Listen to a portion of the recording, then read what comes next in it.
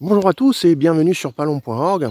Alors là je suis à la petite palombière, parce que la palombière numéro 2, et je vais commencer à nettoyer l'ensemble des taillis.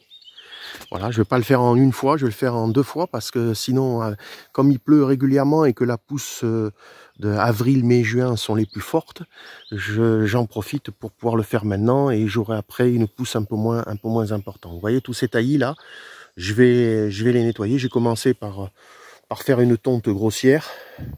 Voilà, mais ça, la tonte, je verrai plus tard autour de la palombière. Mais vous voyez, je vais couper tout ça. Alors, je vous montre avant, et puis maintenant, c'est l'huile de coude, et je vais vous montrer après.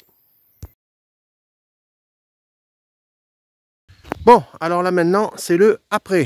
Vous voyez, tous les brocs, je les ai nettoyés. Toutes les petites aubépines, je les ai nettoyées. Voilà, et voilà ce que ça donne autour de la palombière. Alors bien sûr, hein, c'est le premier coup, hein, parce que d'ici fin août, septembre, ça va pousser encore. Et vous voyez tout de suite la différence. Alors bon, pourquoi je fais ça? Je laisse pas trop monter pour une raison qui est toute simple. C'est que déjà, je veux pas que la végétation m'empêche de voir, mais c'est surtout que j'ai un certain nombre de ficelles, vous voyez, comme ici, comme vous avez là. Vous voyez les ficelles que vous avez là. Et vous voyez que la végétation n'est pas très loin. Donc je veux pas que que ça pousse avec les ronces et tout ça dans les cordes de sémérage, parce que sinon c'est la cata, c'est le bastringue. Voilà. Donc ici c'est une palombière auquel les gens m'ont posé la question, et certains abonnés qui m'ont posé la question.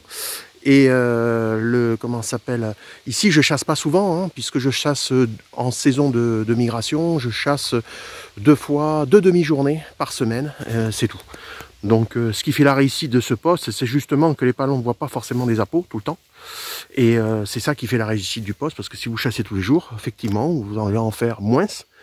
Mais au final, vous allez, dès qu'elles voient un appôt, elles vont faire peur. Ça va leur faire peur, voilà. Donc voilà ce que ça donne. Donc 1 heure de travail. Et en 1 heure de travail, on arrive à nettoyer. Maintenant, il restera à la tonte autour de la cabane en elle-même. Mais bon, là, c'est moins pressé. Et puis après, voir les stratégies. Il y a un appôt à remonter. Dans une palombière, il y a toujours du travail. Je travaille plus à cette palombière, même à l'autre. Hein. Je travaille plus à une palombière que l'on y chasse. Ça, c'est la règle. Voilà. Et la girouette qui est ici fonctionne, il y a un peu de vent aujourd'hui.